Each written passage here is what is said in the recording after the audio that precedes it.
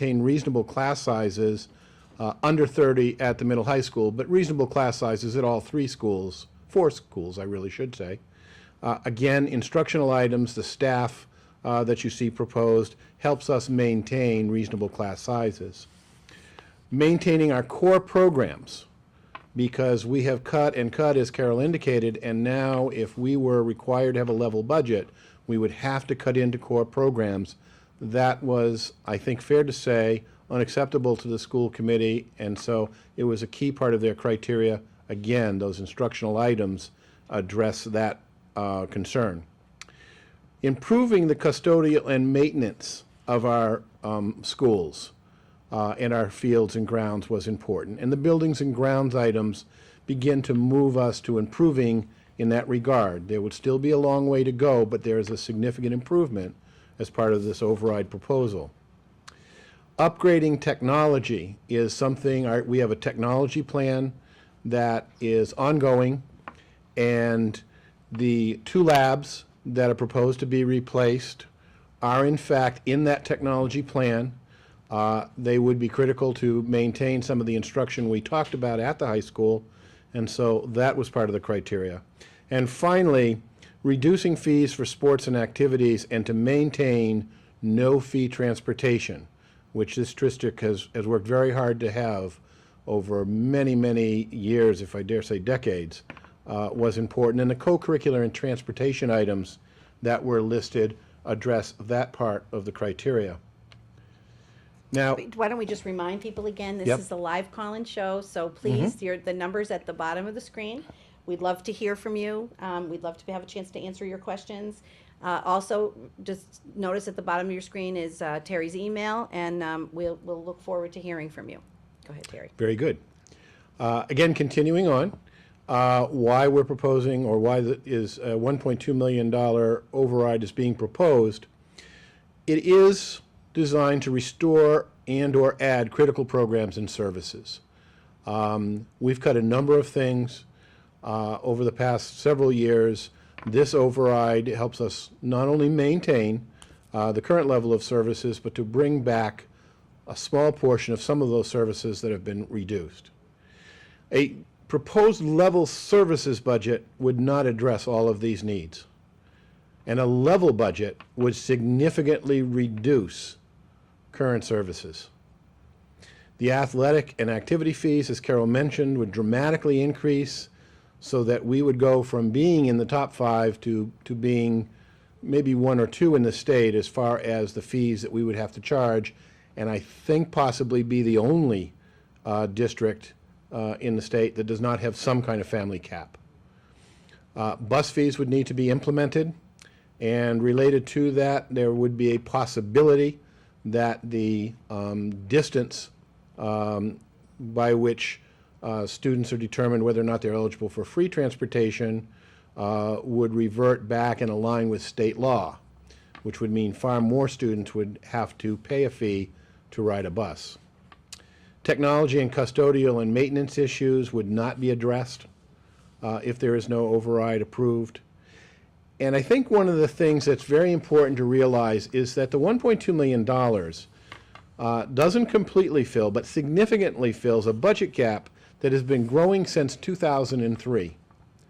In 2002, the school committee's budget alone, without any contribution from the town services, if you will, that are eligible to be considered as net school spending expenditures, was approximately $35,000 over required net school spending by itself.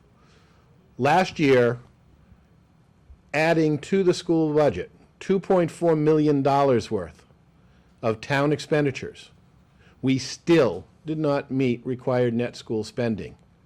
And so that's the situation we are in. The $1.2 million goes a long ways towards filling that gap and beginning to stabilize budgets. And one of the things that will be happening in the future, in the next several years, I believe, is that we will, due to our efforts of our special education director and staff, will continue to be able to bring students back into the district, which will allow some of the funds to be redirected into programs for special education students, but also into assisting with the overall expenses in the budget. I think the other thing that will happen, we have a workforce where we have a number of teachers within the next 3 years who will be retiring. Generally, when someone leaves the district, after 35, so years, we hire someone that's got less experience and that salary is at a lower level. So the combination of those things should also be able to help us slow the growth a little bit in terms of the amount of budgetary impact year after year. Absolutely.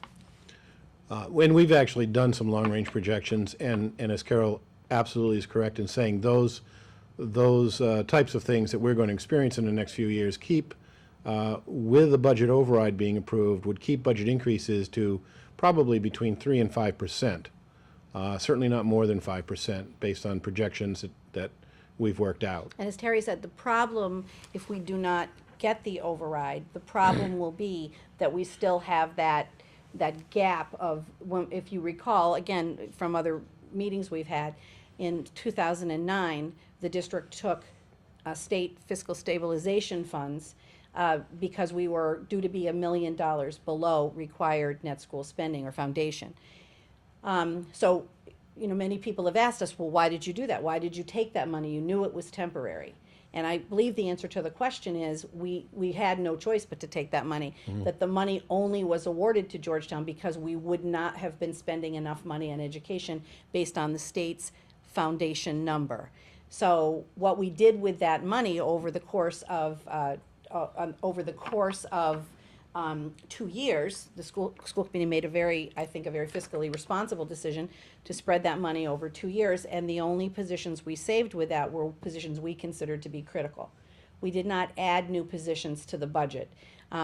We didn't, and we used it for some one-time expenses, which was one of the guidelines that was given when the money came through.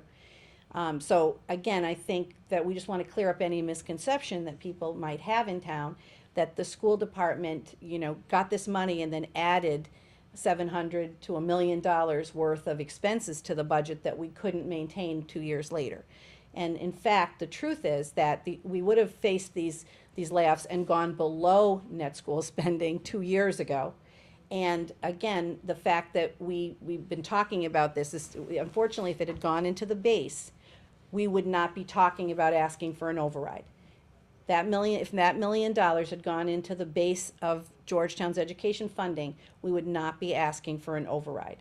The fact is that the gap is $1.5 million, and our attempt here, the school committee and administration already made a number of cuts.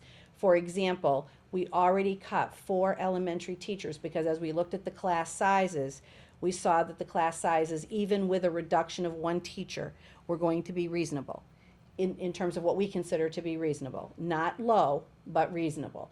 And so even with the override request, we did not put those 4 teachers back into the override request because, again, we've established some benchmarks, and that decision was based on meeting those benchmarks.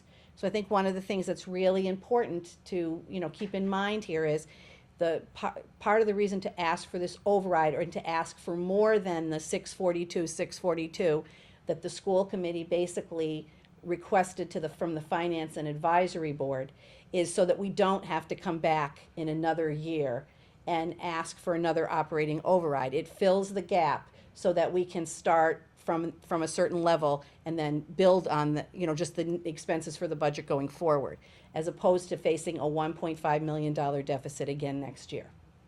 And really that whole discussion is a great segue into the question that I think a lot of people are asking, which is why the school's proposing an override now. And I think as Carol indicated, we've faced in the last couple of years perhaps the most challenging economic times ever.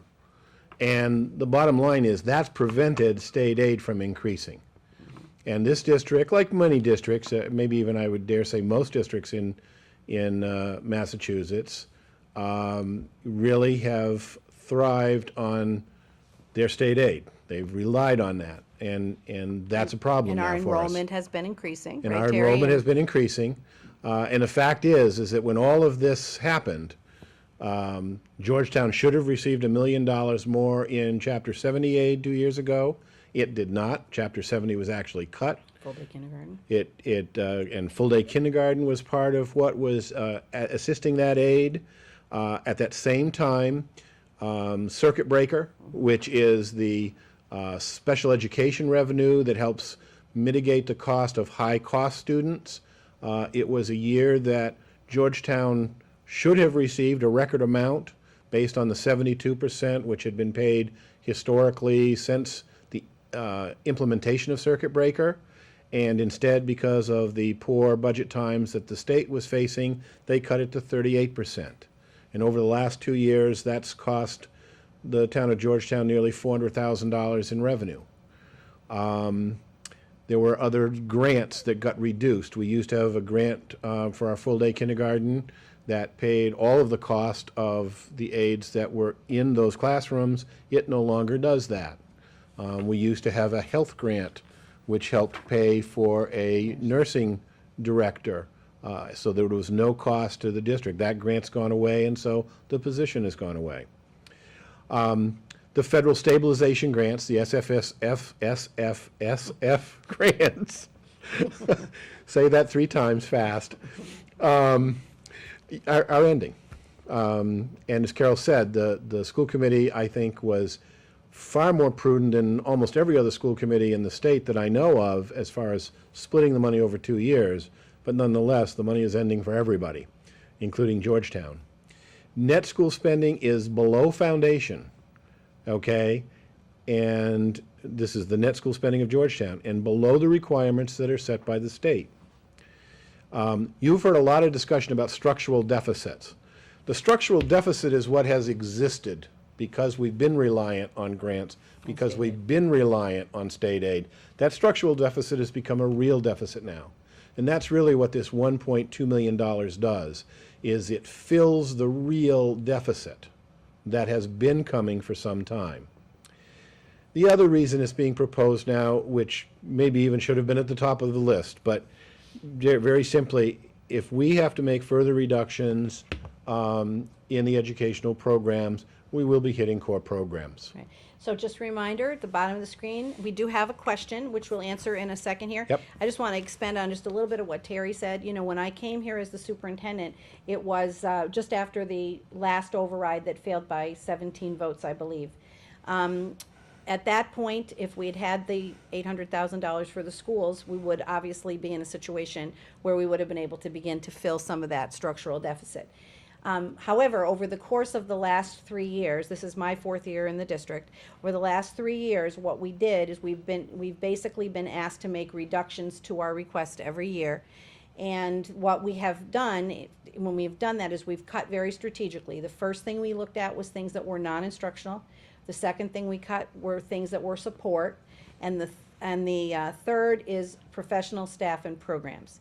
So this is proposing year 4, and last year was the first year that we had to get to the level of cutting actual programs. We cut the entire family and consumer science program last year, and we cut we cut a 1.0, or a full-time equivalent, by a half-time person that used to teach the middle school industrial technology program, and then part of the high school program, reducing really pretty much the entire program in industrial technology. When I first came here, I probably would have to have gone down $1,400,000 to actually hit an actual program. That's not to say we didn't make cuts and reductions. That's where we got into the predicament with the custodians that we're in. We cut a number of things that we had to cut in order to protect the core programs. Again, the timing is awful of this. We regret having to ask for a single dime from the public in terms of an override. We know the times are difficult for everyone, but we can't. We actually couldn't. We could predict this, but we couldn't control it, in the sense that, you know, over the course, as Terry just identified, all of those factors, it's like the perfect storm where everything has come together. But we are at the point now where we are cutting significantly into core programs, electives. We're in danger of not being able to give the children of tomorrow, the children now in our elementary schools, actually even in our middle school, to be able to give the quality of education and the educational opportunities that students, for years have had the opportunity to receive. We have an excellent track record. We have